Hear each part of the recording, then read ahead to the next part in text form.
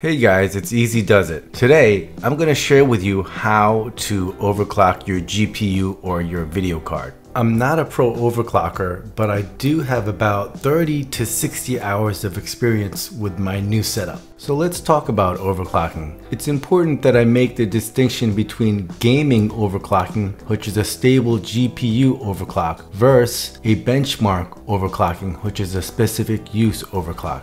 Each of my GPU settings is specifically tuned for the benchmark, so you would never want to use it in a game. I'm going to show you how to do both types of GPU overclocking. So let's get started with the gaming overclock. Here's a summary along with the video times.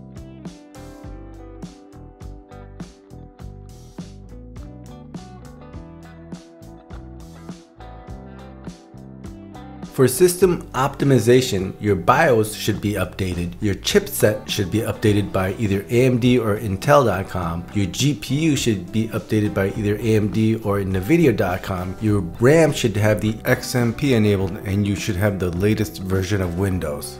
The first thing we need is GPU-Z, so I'm going to go ahead and Google GPU-Z.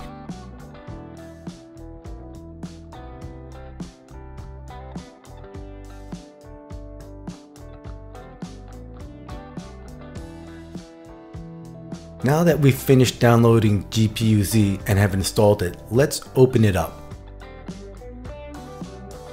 The first thing we need to check with GPU-Z is the memory type. You'll see that your memory type is going to be either Micron or Samsung, and just pay attention to the numbers, either 700 for Micron or 1000 for Samsung. We'll need those numbers later to set up our overclock.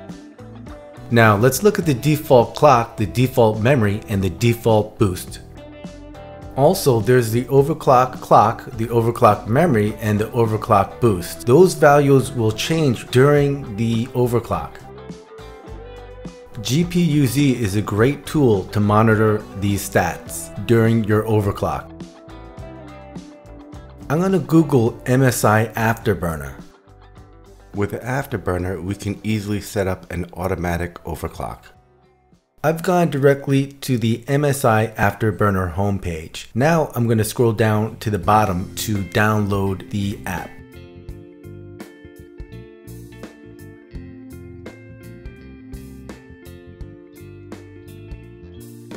After you download Afterburner, you're going to need to extract it.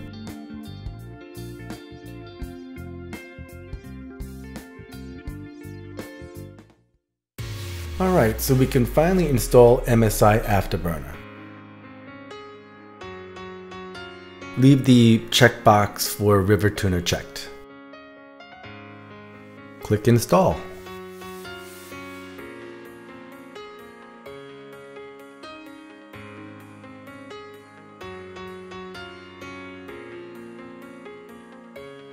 It's going to now start the install process for Rivatuner. RTSS or Rivatuner Statistical Server is the application that runs alongside an Afterburner that allows you to have your on-screen display.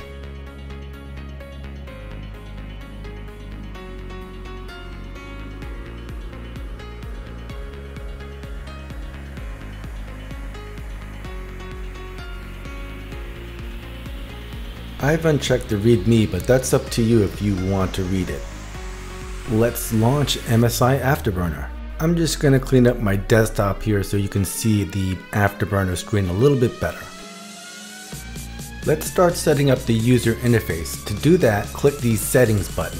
Now I'm going to scroll over to the User Interface tab. In the drop-down, I'm going to select Default MSI Afterburner V3 Skin Big Edition. Alright, now we have the preferred, more modern looking user interface. You can detach and expand the monitor by hitting the detach button, and then you can put it back by hitting the X button. So normally I have that detached and on a separate monitor. Let's set up the OC Scanner by pressing Ctrl F.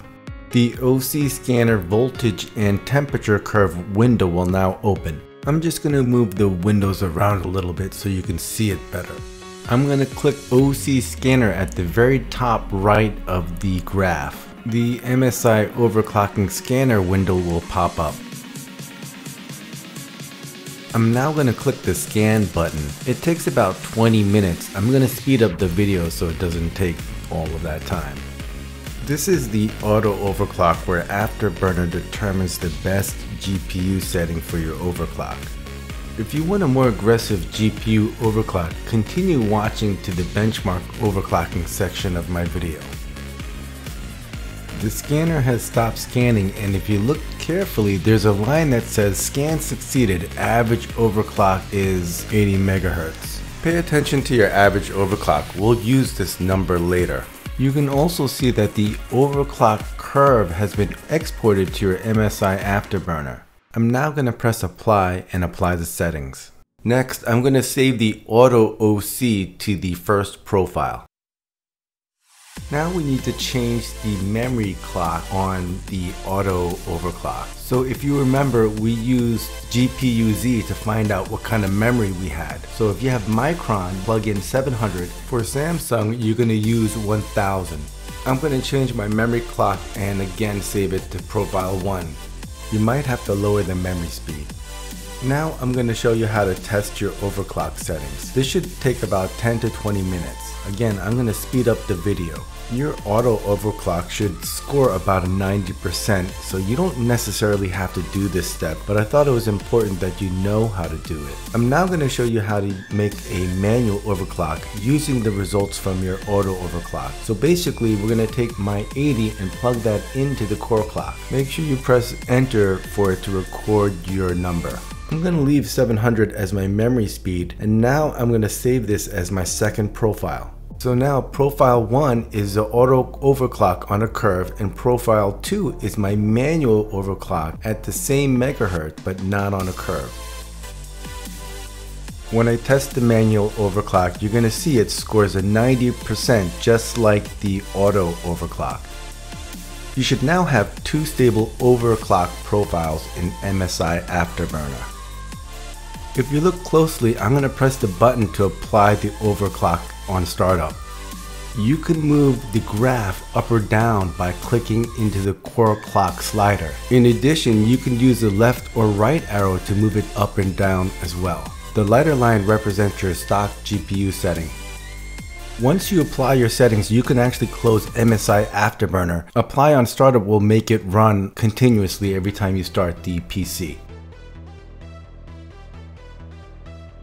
Also, you can move individual data points within the graph. I've never actually used the graph to modify my curve. Alright, now you should have 2 complete overclock profiles in MSI Afterburner. So this completes the gaming overclock section of this video. I'm going to move on to the benchmark overclock section of this video. So if you've had any issues, I definitely recommend that you continue on. I'm going to Google 3D Mark Time Spy. I'm going to download it from Guru 3D. You can also get it from Steam. This is actually the free 3D Mark pack that includes Time Spy as well as Firestrike. I'm going to speed up the video. It's a 6 GB download. I recommend you use Firestrike to test your GPU. Firestrike will crash your GPU settings that other benchmarks will pass. It's finished downloading, so let's install 3D Mark. We're going to need to extract the files. The extraction takes a little bit of time. The extraction has completed. We'll now set up the app.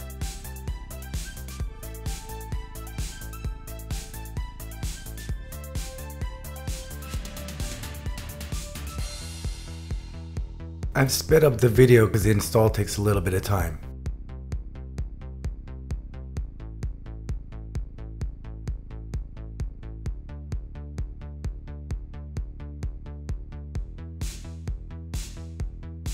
Now that we have 3D Mark installed, we're going to launch it.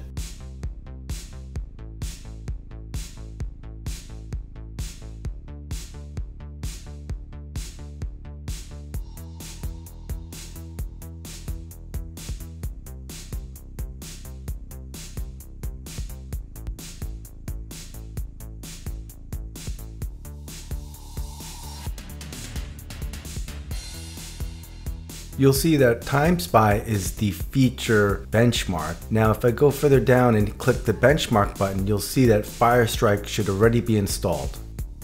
So now we have the two testing benchmarks installed on our PC. So we are now at the test setup phase. Before I forget, I want to mention the custom fan curve. The custom fan curve can be found in settings under the fan tab. If you want to use the custom fan curve, click enable.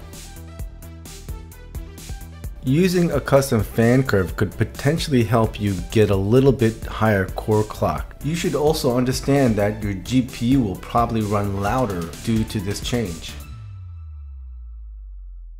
There is a default curve and a custom curve. You can change the points on the curve, or you can even add additional points on the curve as well.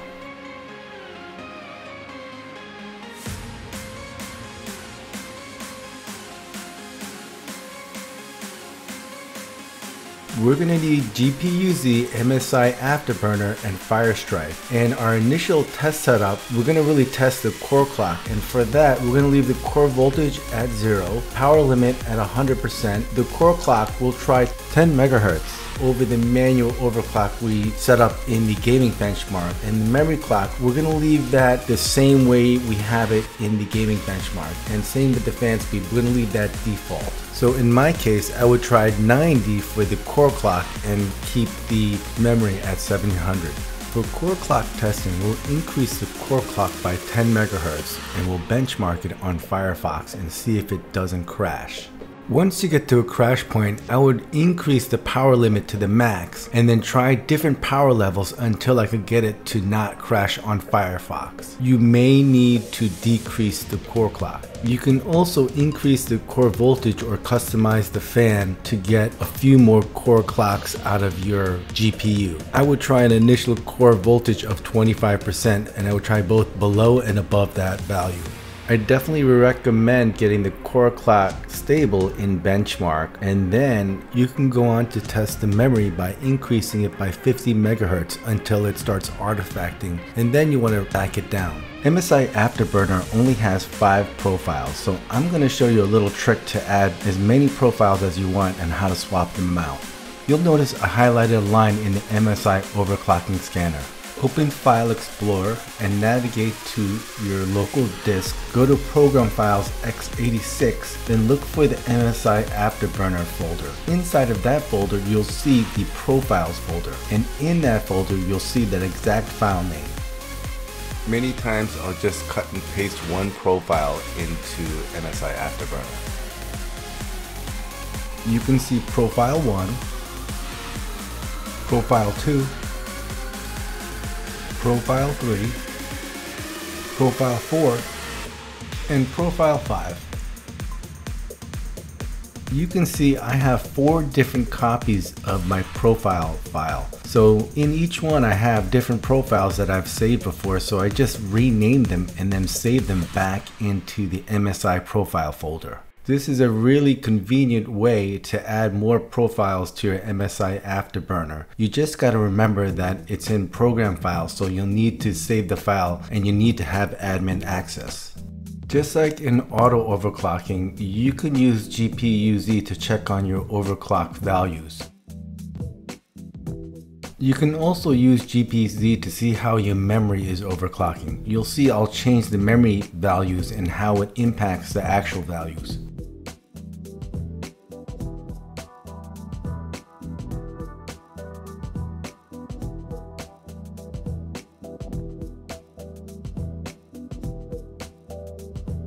So let's talk about crashing when you use the benchmarks to test your GPU. The first thing you should know is that all crashes in my experience have been recoverable. Either you have to wait, press Ctrl-Alt-Delete, or press Escape during the benchmark. For the core clock, it will usually freeze, and then after a period of time it'll go black screen, and at that point you can recover the PC. You just need to be patient and you can definitely recover the PC. After you finish testing the core clock, you're going to test the memory, and you'll notice it'll artifact once you go too far.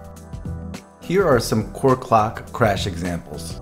In this example, the core clock is much too high, so it's going to crash right on load. I was able to recover the black screen. In the next example, the crash isn't as severe. It crashes and then skips the intro and goes to the first part of the GPU test. This is the least severe of the examples. It freezes during the intro. Again, I was able to recover it. Here's another example with Time Spy where it freezes during the intro. I think you got the hang of the core clock crash signature. Here are some memory crash examples. So you ever wonder what would happen if you tried to put the maximum value into the memory clock? Well, I'll show you. Again, I was able to recover from this crash. Here's an example of the memory crashing, and as you can tell, this crash isn't severe as the one I just showed you. This is another Firestrike memory crash, and it's even less severe. As you can see, it's gotten further along in the intro. Here's an example of a Time Spy memory crash.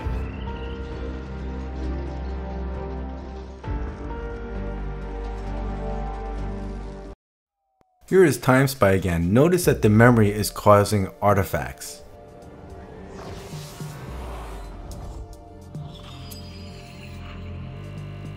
Hopefully the core clock and the memory clock crash examples will help you in your overclocking. I'm going to share with you my MSI Afterburner settings.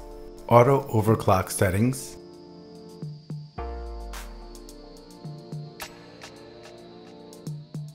Manual overclock settings. The settings for my number 2 ranked Time Spy.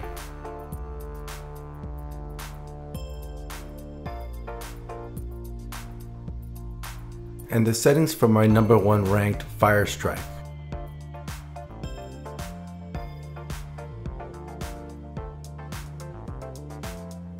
Here's a comparison of the Firestrike benchmarks. You'll see that the number 1 ranked is in the leftmost column, followed by manual overclock, auto overclock, and stock.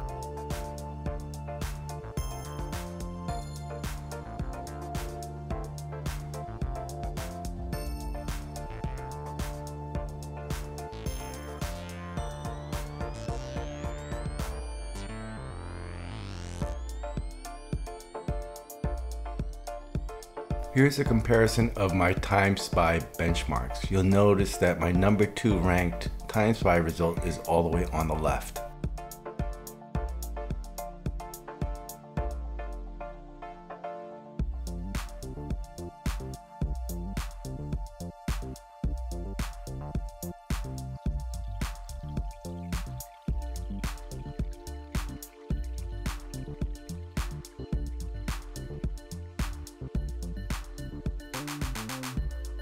To check on our 3D Mark benchmark results, we're going to go to 3D Mark.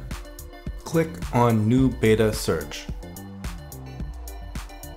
Enter your CPU into the dropdown. Next, enter your video card into the dropdown.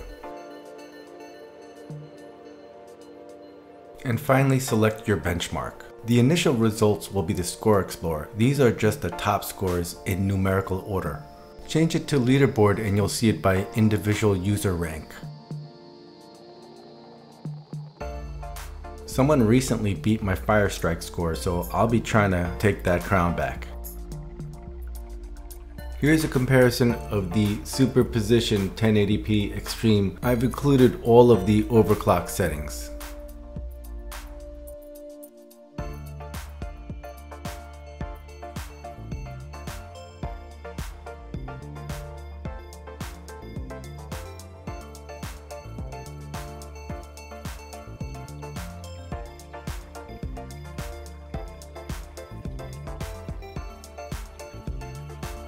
Here's a comparison of Superposition 1080p High.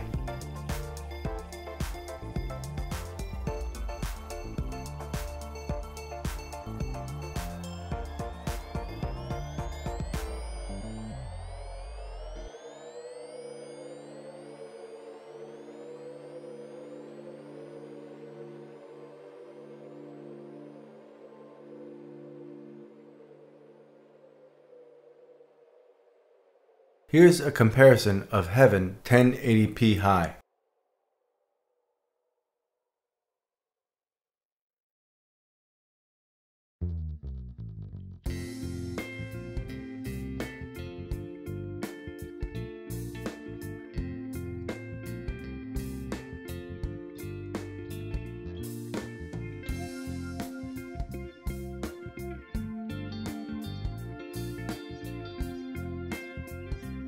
Alright guys, time for my final comments. Overclocking, how am I set up? Well, in my normal setup I don't have my CPU overclocked, but I have the GPU manually overclocked. Now you should have some insight on how to troubleshoot your GPU, so if you ever have a black screen crash, you should recognize that might be a core clock issue, or if you have some artifacting, you should recognize that might be a memory issue. If you test your overclock settings on the OC scanner before you actually run it on a benchmark, you'll see that anything under 70 is very unstable and will crash most games, while anything over 90 is rock solid. So I think you need to be somewhere between 70 and 90, closer to 90, and your OC will be very good. Let me know if you have any questions or comments either on the video or about overclocking. Thank you. Hey guys, I want to thank you for taking the time to watch this video. Let me know if you have any questions. For my next video, would you rather see how to overclock your CPU or how to set up your on-screen display for MSI Afterburner? Let me know. Once again, thank you for watching my video.